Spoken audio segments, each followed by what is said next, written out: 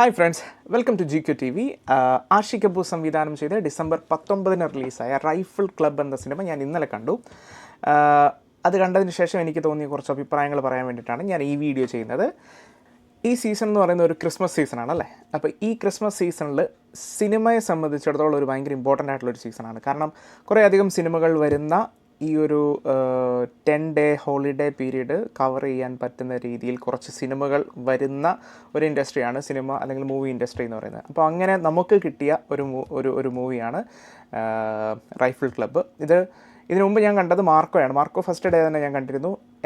അതിൻ്റെ ഹൈപ്പിനോട് പൂർണ്ണമായും നീതി പുലർത്തുന്ന ഒരു ചിത്രമായിരുന്നു മാർക്കോ. അതിനെ കംപ്ലീറ്റ്ലി സാറ്റിസ്ഫൈ ചെയ്തു. കാരണം അതിൻ്റെ തിയേറ്റർ എക്സ്പീരിയൻസ് എന്ന് പറയുന്നത് ഒരു കിഡിലൻ തിയേറ്റർ എക്സ്പീരിയൻസ് ആയിരുന്നു. പിന്നെ ഈ റൈഫിൾ ക്ലബിനെ കുറിച്ച് ഞാൻ ഇപ്പോൾ സോഷ്യൽ മീഡിയയിൽ നടക്കുന്നൊരു ചർച്ചയുണ്ട്.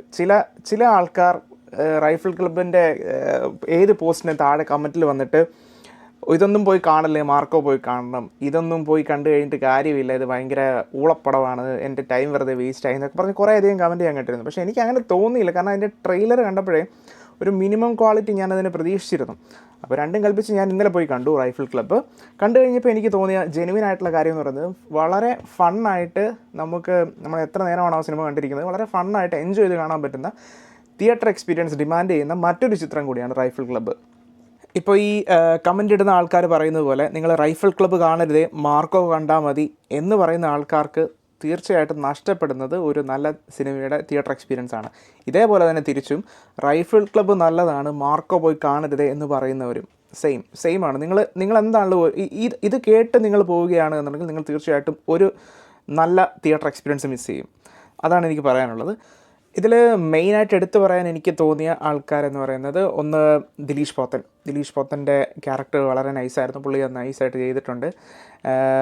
പിന്നെ ഹനുമാൻ കൈൻഡിനെ കുറിച്ച് പറഞ്ഞേ പറ്റുള്ളൂ. കാരണം പുള്ളിയുടെ ആ സ്വാഗ്, നമ്മൾ ആ ബിഗ് ഡോഗ്സ് കാണുമ്പോൾ തന്നെ, ബിഗ് ഡോഗ്സ് എന്നുള്ള റാപ്പ് സോങ് കാണുമ്പോൾ തന്നെ പുള്ളിയുടെ ഒരു സ്വാഗ് നമുക്ക് മനസ്സിലാക്കും. അതിനെ അടിപൊളിയായിട്ട് യൂട്ടിലൈസ് ചെയ്തേക്കുന്ന ഒരു സിനിമ തന്നെയാണ് റൈഫിൾ ക്ലബ്ബ്. ഇത് ത്രൂ ഔട്ട് റോൾ അല്ല പുള്ളിക്കാരൻ വരുന്ന കുറച്ച് ഭാഗങ്ങളേ ഉള്ളൂ. പക്ഷെ വരുന്നത് സൂപ്പറാണ്.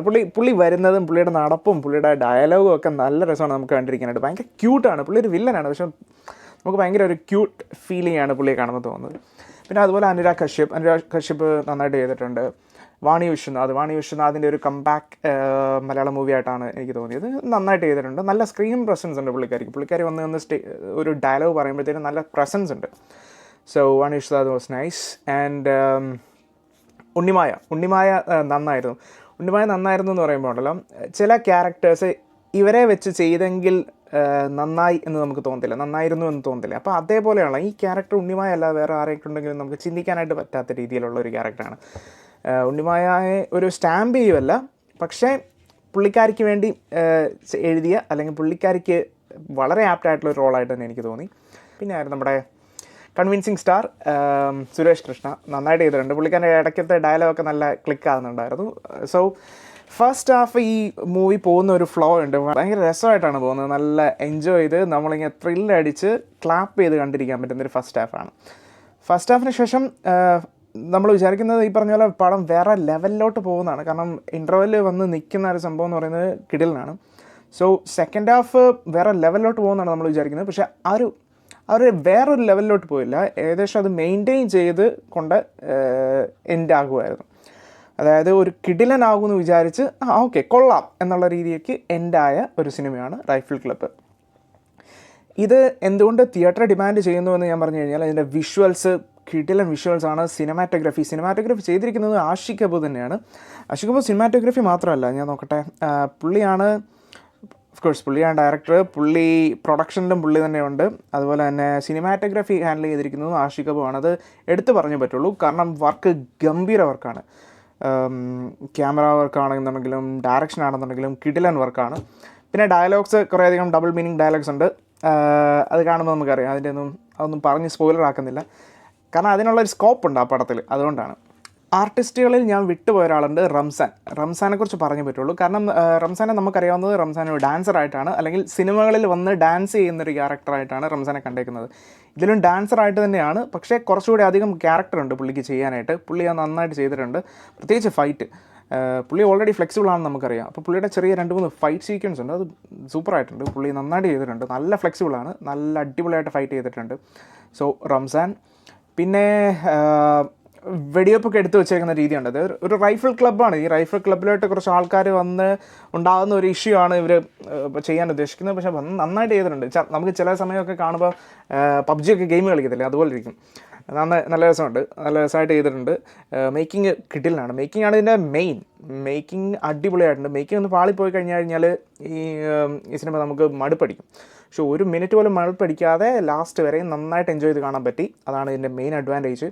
പിന്നെ കുറച്ചുകൂടി ശ്രദ്ധിക്കാമായിരുന്നു എന്ന് എനിക്ക് തോന്നിയത് സെക്കൻഡ് ഹാഫാണ്. സെക്കൻഡ് ഹാഫിൽ ഫസ്റ്റ് ഹാഫ് തീർന്ന അത്രയും ഒരു എനർജി സെക്കൻഡ് ഹാഫ് കഴിഞ്ഞപ്പോൾ കിട്ടിയില്ല. സെക്കൻഡ് ഹാഫ് കഴിഞ്ഞപ്പോൾ നമുക്കൊരു ഓക്കെ കൊള്ളാം, നന്നായിട്ട് തീർത്തു എന്നുള്ളൊരു തോന്നലേ ഉള്ളൂ. അല്ലാതെ കിടിലനായിട്ട് തീർത്തു എന്നുള്ളൊരു തോന്നൽ നമുക്ക് വന്നില്ല. അതിനുള്ള സ്കോപ്പ് ഉണ്ടായിരുന്നു എന്ന് എനിക്ക് തോന്നി, പക്ഷേ അതത്രയും എക്സ്പ്ലോർ ചെയ്തില്ല.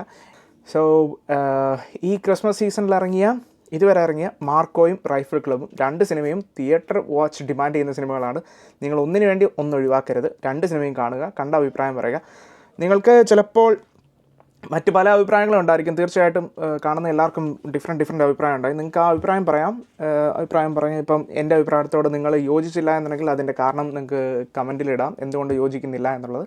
നമുക്കൊരു ഡിസ്കഷൻ ആവാം. എനിക്ക് തോന്നിയ നല്ല കാര്യങ്ങൾ, നിങ്ങൾക്ക് തോന്നിയ നല്ല കാര്യങ്ങൾ, മോശം കാര്യങ്ങളും നമുക്ക് ഡിസ്കസ് ചെയ്യാം. സോ അങ്ങനെയാണ് എനിക്ക് തോന്നിയത്. അപ്പോൾ ഒരു സിനിമയ്ക്ക് വേണ്ടി ഒരു സിനിമ മിസ്സാക്കാതിരിക്കുക. ഓവറോൾ നോക്കുകയാണെന്നുണ്ടെങ്കിൽ റൈഫിൾ ക്ലബ്ബ് നല്ലൊരു തിയേറ്റർ വാച്ചാണ്. സോ അതാണ് റൈഫിൾ ക്ലബ്ബിനെ കുറിച്ച് പറയുന്നത്. ബാക്കി ഒന്നും പറഞ്ഞ് സ്പോയിൽ ചെയ്യാനായിട്ട് ഞാൻ ആഗ്രഹിക്കുന്നില്ല. ഇത്രയും കാര്യങ്ങളാണ് നിങ്ങൾക്ക് അറിയാനുള്ള ഏകദേശം ബേസിക് ആയിട്ടുള്ള കാര്യങ്ങളെല്ലാം ഞാൻ പറഞ്ഞു.